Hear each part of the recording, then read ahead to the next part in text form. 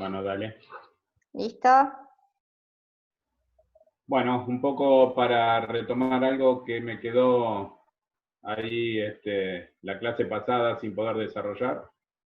Quería partir hoy con dos obras. Una es de prácticamente finales de los años 30, que es una pintura, y otra es de finales de los años 50, que es una escultura. Las muestro, las pensamos un ratito y después hablamos un poco de ellas. Lo importante para tener en cuenta son, o es, precisamente, que la obra no queda definida por la pintura, ni queda definida por la escultura, sino que va a quedar definida por la palabra y el enunciado. Yo puse ahí como una especie de título, dos obras y una desaparición, porque en lo que en realidad va a desaparecer en esta obra de Magritte es la pintura de la pipa. Esto no es una pipa, muchos la conocen. ¿Sí? Fíjense que lo que va a definir el concepto de la obra es el texto, ¿sí? Que semantiza a la pintura de la pipa. Y esta otra, que es de Piero Manzoni, que parecería una escultura mínima, ¿no? Que es ese cubo apoyado en el piso, donde el texto que está en letras en alto relieve dice la base del mundo. Lo cual de alguna manera resemantiza a esa escultura. Obra? ¿De quién es esta obra? Ajá. De Piero Manzoni, un italiano. Ahí Vuelvo está. para atrás, ¿no? Lo que va a hacer René Magritte aquí es, de alguna manera, lo que piensa Foucault es de construir el caligrama. El caligrama, el texto armaba la forma, y acá el texto deconstruye la forma, porque nos va a llevar a pensar que en realidad no estamos frente a una pipa, sino que estamos frente a una pintura que representa a una pipa, y que yo reconozco esa pipa simplemente porque la pintura se parece mucho al objeto de la realidad. Pero la obra en sí nos lleva a construir el mensaje o a construir el significado después de un proceso de interpretación, ¿no?, mental, que es poder entender qué no quiere decir Magritte. Bueno, Magritte no quiere decir que en realidad ante lo que yo estoy no es ante una pipa, sino ante una representación de una pipa. Que en esta pintura yo no la puedo tomar y fumar tabaco, sino que solamente la tengo que contemplar. Con lo cual, estaría de alguna manera realizando una operación que ya había planteado Duchamp, cuando Duchamp planteaba esta idea de la pintura no retiniana, que la pintura no sea definida por lo que yo veo, sino por lo que yo empiezo a comprender del mensaje que me quiere dejar el artista. Y en la base del mundo, si notan que el texto está puesto al revés, es fácil darse cuenta que a lo que apunta Piero Manzoni es a que entendamos que eso no es una escultura en sí, sino que es una base, y que lo escultórico estaría arriba de esa base siempre y cuando, ¿no?, la Tierra, el planeta, esté en una posición particular y esa base quede debajo de todo el planeta, ¿no? El proceso de construcción de la obra también es un proceso de construcción intelectual y queda definido por esa frase. Entonces, en estas dos obras, que son de finales de los años 30, de finales de los años 50, la palabra, el texto, la frase, define el significado y resemantiza a la pintura y a la escultura. Bueno, esto me había quedado de la semana pasada porque a partir de los 60 el conceptualismo empieza a utilizar la palabra como un sustituto del objeto muchas veces, para no mostrar el objeto, sino para crear un disparador para que intelectualmente se reconstruyan los objetos.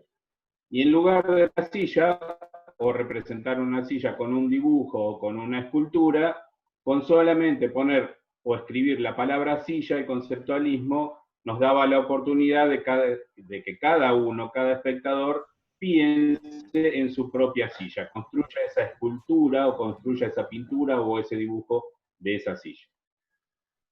Hoy voy a tomar, a partir de la conversación y de la pregunta de Alejandro de la semana pasada sobre Madí, voy a tomar a la Argentina. Veníamos de este proceso que se daba en Europa, principalmente, con el futurismo, dadaísmo, constructivismo, ¿sí? Cómo esos movimientos de alguna manera llegan hasta los años 50, 60, y vimos esos 50, 60 a partir de los italianos, por ejemplo, del arte povera, y cómo también en ese devenir va a aparecer y va a aflorar la práctica de la poesía concreta en Brasil, ¿sí? En Argentina, en Uruguay, en Chile, en Bolivia, en Perú, con distintos grupos. Los más fuertes, por supuesto, fueron el grupo Noigandres, ¿sí? El grupo de poesía concreta de Brasil, que fue el que más difusión tuvo y más repercusión a nivel internacional. Alejandro preguntó por el movimiento Madí, yo le dije que fueron contemporáneos. Es más, la primera muestra de poesía concreta y las primeras publicaciones son del 56, lo mismo que la primera publicación de poesía Madí, que también es del 56. Ambos movimientos arrancan antes, ¿no? Los manifiestos son anteriores. Madí se plantea ya en el año 45, pero yo les decía que, bueno, las diferencias internas que hubo en el grupo hizo que Madí no trascendiera a nivel internacional como si trascendió lo que fue la poesía concreta brasileña. Entonces, lo que voy a presentar hoy como material, ¿sí? Entre esta primera parte de 40 minutos y un pedacito de la segunda parte, para después plantearles otro ejercicio. Perdón, Hugo. Perdón, te corto. Raquel tiene la mano levantada, no sé si la levantó sin querer o quiere hacer una pregunta. No, dale. Dice que listo, dale, seguí nomás. Bueno. Tocó el botón de la mano levantada sin querer, entonces. Listo, bueno, seguí. Veníamos entonces de Brasil, ahora voy a pasar a Argentina, hoy vamos a desarrollar prácticamente, si puedo, en este tiempo, todo lo que pasó en Argentina. Y después en los encuentros que siguen vamos a ir un poco más a otros lugares de Latinoamérica, como Chile, que también fue importante, y Uruguay, que también fue importante en el desarrollo de la poesía visual en América. En Argentina los primeros, ¿sí? Esto es una, que lo agregué, es una definición de Gonzalo, que es un español que escribió sobre la historia de la poesía concreta brasilera. Hay un libro muy interesante de Gonzalo Aguilar sobre poesía concreta. Y esta idea de que la poesía visual no deja versos, sino huellas, marcas, rastros, ¿sí? Que es algo de lo que les vengo hablando permanentemente. No la idea del verso tradicional, no la idea del poema tradicional o de la poesía tradicional, sino marcar imágenes, dejar huellas, dejar marcas y poder proponer una construcción diferente a la que proponía la literatura tradicional. Argentina va a comenzar este proceso en el 45 con el grupo Madí, ¿sí? El movimiento que ya para el 47, más o menos 48, ya se constituye dentro de lo que es una publicación. Eso va a ser otra de las características importantes. La publicación de una revista, vamos a ver que varios grupos se consolidan y se integran a partir de la publicación de revistas. La revista, ahí tienen la tapa de una de las revistas que se llamó Madí, ¿sí? Este grupo trabajó algo muy similar a la poesía concreta. Esta yo ya la había puesto en el Facebook, es una poesía de Košice, que lo conocerán más por la producción de las ciudades hidroespaciales y cosas así, el trabajo con el agua, con las bombas de agua, con la gota, con el acrílico, con el plexiglas, ya a partir de los años 40, 50. Y otras cosas, Carmelo Ardenquín, que es otro de los fundadores junto con Košice, de lo que fue el movimiento Madí. Cuando Košice elabora el manifiesto Madí, ¿sí?, que ya se publica a finales de los 40, ya el grupo entra en crisis porque hay diferencias en cuanto a las búsquedas estéticas y conceptuales dentro del movimiento. No hay mucho material de este tipo de poemas experimentales, de poesía experimental, como los que les estoy mostrando acá. Sí hay más material en algunas recopilaciones que salieron en libros de una poesía, ¿sí?, con un formato más tradicional, no de una ruptura tan grande como esta. Entonces es difícil encontrar dentro del Madí experiencias de este tipo como las de Ardenquín o de Gyula Košice en ese poema del agua. Es más, hay poquísimo material que desarrolla Košice dentro de lo que es la poesía visual y experimental. Así que esto va a partir a mediados de los 40 y se va a extender durante los 50, acompañando a los brasileros dentro del campo de lo que es la poesía concreta. Ya después, en los 60, que es lo que más me interesa, vamos a ver que la vanguardia que se desarrolla acá en Argentina utiliza estos modelos concretos para profundizar en las prácticas que ya están señaladas dentro del campo de la poesía visual. En los 60 es cuando se enuncia esta categoría poesía visual. Hasta ahora era poesía concreta, poesía proceso, también los brasileros, ¿sí?, Parole in libertà para los italianos, pero se conforma como una categoría y se define como poesía visual recién en los 60. Va a haber tres agrupaciones que tienen una continuidad, que parten en los 60 y llegan hasta hoy. Hay muchos artistas que van a formar parte de las tres agrupaciones. La primera es el grupo Diagonal Cero. Ahora vamos a ver algo que también publiqué. La primera es el grupo Diagonal Cero, que se va a gestar en La Plata de la mano de Vigo.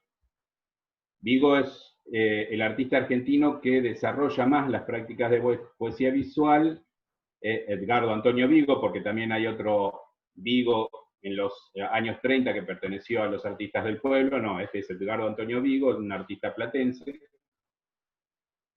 que conforma un grupo que se llamó Diagonal Cero y que gira en torno a la revista Diagonal Cero, que es una de las primeras revistas importantes en Argentina que difunde a la poesía visual. Y es a partir de él que se va a gestar la primera muestra internacional que es lo que mostré recién, de novicia.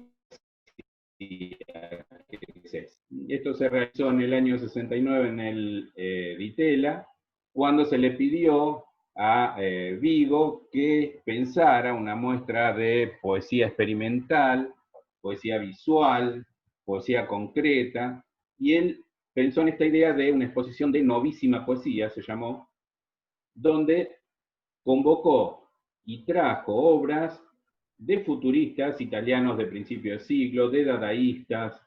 Por ahí yo creo que en algunas imágenes, después si las encuentro las señalo, van a ver Caravane, que era una de las poesías críticas de Hugo Ball del año 1917, había poesía de Man Ray, ¿sí?, de otros futuristas, de Cangiulo.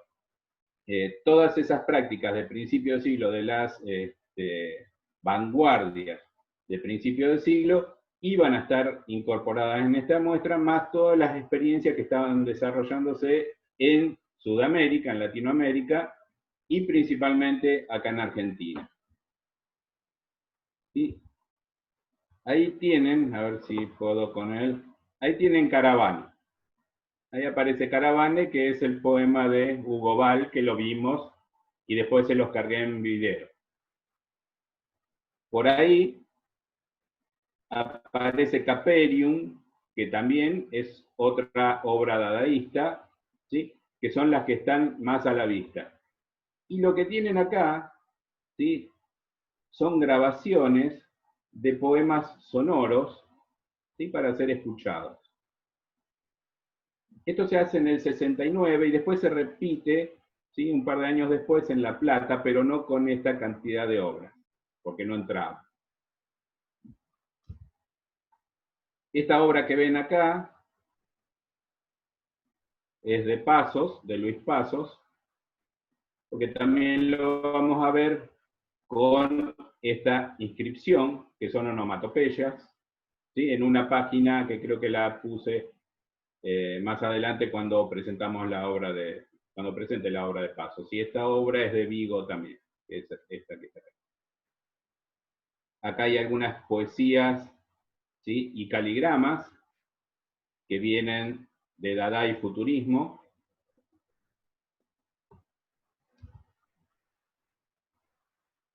Esto es de Luis Pasos.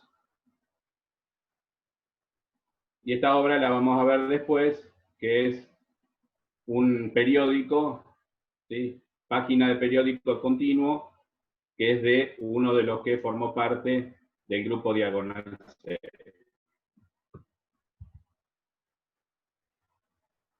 Fíjense acá, digamos, el tema de la palabra, el tema de lo visual, de la letra, del texto, de la frase, que no está solamente en la bidimensión, sino también está aplicada a los objetos, también hay instalación, ¿sí? Esto es una intervención sobre el propio edificio del Ditela. O sea que el uso de la poesía visual no está solamente destinado a ser parte del papel o de la bidimensión, sino que lo podrán ver desarrollado tanto en objetos tridimensionales, que pueden pensarse como escultóricos, como la base del mundo, ¿sí? O pueden ser parte de una propia arquitectura, como esa intervención del papel de diario. Esta es una obra de Alberto Greco, donde uno podía escribir algo y armaba un avioncito y lo tiraba, ¿sí? Forma parte de lo que se llamaba arte de acción. Y esto era una bolsa para patear, ¿sí? Que también era de Greco. Eso estaba en el suelo, decía para patear, y bueno, la gente lo pateaba. Cuando se hace la muestra retrospectiva de poesía visual, lo que pusieron fue un tacho que decía para patear, y durante el periodo que duró la muestra, ese tacho sirvió para esa acción del público. Lo importante acá, tanto en esta obra de los avioncitos como en esta para patear, es que el público ya no es un espectador pasivo, sino que se le da la posibilidad de participar, de escribir sus propias frases, de utilizar su propia caligrafía. Ahí se ven algunos avioncitos, ¿no? Que están tirados. Hugo, Entonces, esta Ana, búsqueda de un espectador activo que de alguna manera estaba ya reflejada en un golpe dado jamás abolirá el azar, cuando me daban la posibilidad de que yo eligiera cómo leer el texto o que yo pensara qué quería hacer con esos espacios en blanco del poema.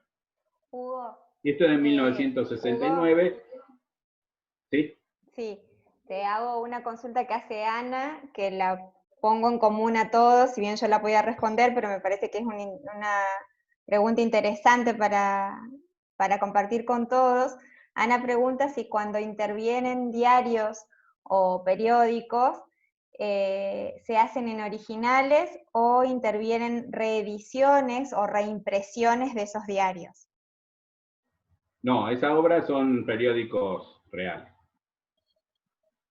Hay toda una vinculación con lo real, digamos. Si yo le doy la posibilidad a alguien que escriba, y que haga un avioncito y lo tire es una acción, es un acontecimiento del orden de lo real, no es una representación. Si yo pongo una bolsa que dice para patear, ¿sí? Y esa frase resignifica esa bolsa, porque cuando yo la veo ahí, veo que uno está haciendo avioncito, lo primero que voy a hacer es patear la bolsa, y eso no es una representación, sino que tiene que ver con la realidad. Estas cuestiones de poder repensar el arte, que ya en los 60, ¿sí? Ya queda como instalada esta idea de que el arte no solo fue representación, sino que también puede ser algo o parte de la realidad, que puede ser un acontecimiento real como creación de un happening, por ejemplo, en esa época, o de una performance, que es un acontecimiento real. Viene de ese campo. El objeto de Duchamp, piano, ¿sí? La poesía experimental y sonora, que también eran sonidos reales, buscaban la autenticidad de la sonoridad de la palabra como hecho real. Todo eso en su devenir termina en estas cosas. No sé si está bien para Ana. Estamos, bueno, ahí están los diferentes momentos y estos tres grupos que van a ser importantes en el desarrollo de lo que es la poesía visual en Argentina. Primero el movimiento Diagonal Cero, que surge con la revista Diagonal Cero en La Plata, ¿sí? Con básicamente esos cuatro artistas que tienen ahí, se leen en la pantalla, no necesito leerlos, de los cuales los tres que más se destacan van a ser Vigo, Pasos y Carlos Ginzburg. Después, ellos van a seguir trabajando más allá de que Diagonal Cero se disuelve en el 69. También tengan en cuenta que en esos momentos en Argentina hay gobiernos militares, con lo cual todos estos procesos revolucionarios dentro del campo del arte eran apagados. Después va a surgir en finales de los 80 el grupo Paralenguas, Doktorovich, Castro, Signoni, por ejemplo, y ese grupo Paralenguas que desarrolla más actividades no tanto de la poesía visual, sino también experimental, sonora, una especie de teatralizaciones, ahora vamos a ver también unas imágenes, era mucho más abarcativo con respecto a las prácticas artísticas, con lo cual incluyeron las performances, los happenings, el teatro, y etcétera, etcétera, ¿no? Más complejo. Y ya en el 96, también ahí con Vigo en el medio, León Ferrari, Romero, Jalil, Hilda Paz y una rosarina, Claudia del Río, y un poquito más adelante, en el 98, con la apertura de lo que se llamó la Barraca Vorticista, que ya era un espacio físico destinado al arte correo, la poesía visual y el libro de artista, cuyo director fue Fernando García Delgado. Hasta hoy día la Barraca Vorticista existe. Primero estaba por allá por Rivadavia al 5000 y pico, más o menos, en un barrio de Buenos Aires. Hoy en día está en Montserrat, ahí muy cerquita del centro. Está por calle Estados Unidos al 1600. Existe la barraca. Sería el tercer grupo que en Argentina se dedica específicamente a la poesía visual, sonora y experimental, al arte correo, ¿sí? Y a libros de artistas. Vórtice hoy tiene la colección más grande de arte correo, libros de artistas de Argentina, y no sé si no me atrevo a decir de Latinoamérica. Tiene una colección impresionante y está toda como para consulta ahí en la Barraca Vorticista.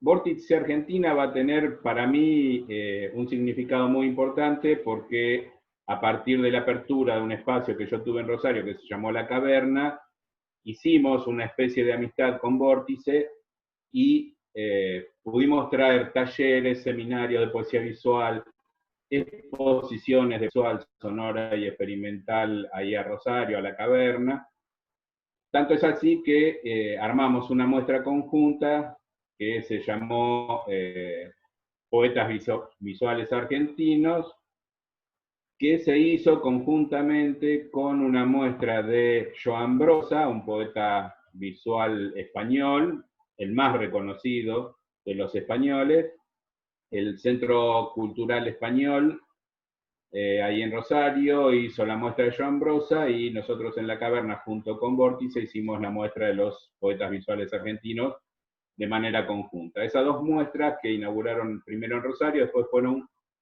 de manera conjunta al Centro Cultural Recoleta en Buenos Aires, exponiéndose en dos salas enfrentadas, y después las dos muestras fueron a parar a Madrid, ¿sí? Con lo cual, eso fue como un espaldarazo para la poesía visual y los poetas visuales rosarinos, como que encontraron en esta relación entre la Caverna y Vórtice de Argentina un espacio de producción, y de ahí surgimos varios artistas con este tipo de producción, ¿no? Un poco para mostrar cómo fue este devenir, hay que pensar que durante todo este tiempo, durante todo este periodo temporal que va a arrancar allá a mediados de los 60, hay otros artistas que también van participando de las convocatorias y van produciendo en paralelo, ¿sí? Pero cuando convocaba Diagonal Cero aparecían, ¿sí? Cuando convocaba Paralenguas aparecía, o cuando convoca Vórtice aparecen, digamos. No forman parte de las agrupaciones, pero están siempre en ese devenir. Bueno, algunas obras de los artistas que participaron en este grupo Diagonal Cero. Vigo, el impulsor de todas estas prácticas en Argentina, ¿sí? Y lo que fue la revista Diagonal Cero, que tenía estas características, muchas veces eran sobres, la revista era un sobre en el cual se incluían trabajos de otros artistas y se repartían. Todas estas revistas son artesanales, no tienen una edición por alguna editorial, sino que los propios artistas las elaboraban. Y prácticamente son revistas que no tienen textos tampoco, simplemente están dedicadas a mostrar la poesía visual.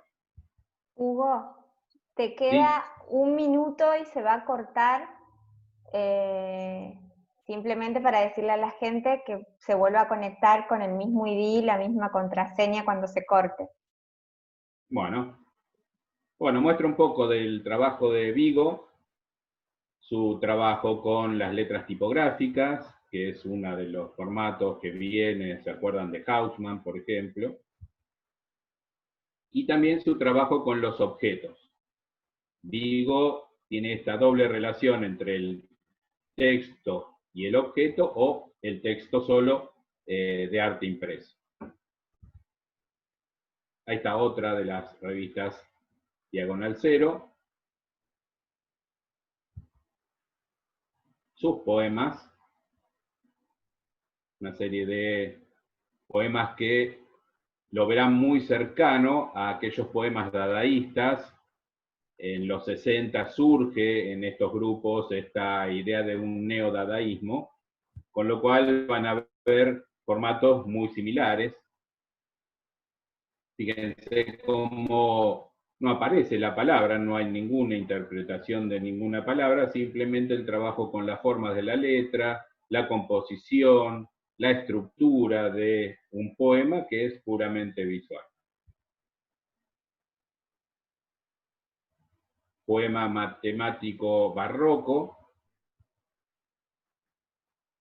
No sé si perciben acá que hay un corte en el papel y un doblez, con lo cual lo lleva a la tridimensión, como eso que habíamos visto de la poesía concreta, de Campos. Tiene la misma estructura.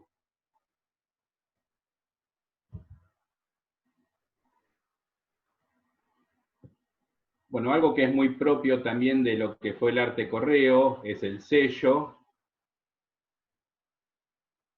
¿sí? La creación de sellos, con lo cual también los utilizaba creo que me quedo sin tiempo, en sus producciones.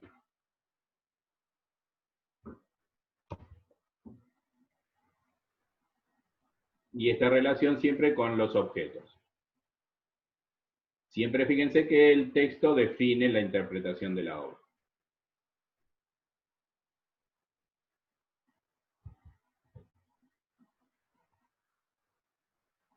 Ahí aparece el hijo de Vigo, que es desaparecido. Desapareció el 30 de julio del 76. Y él hace una estampilla con eso.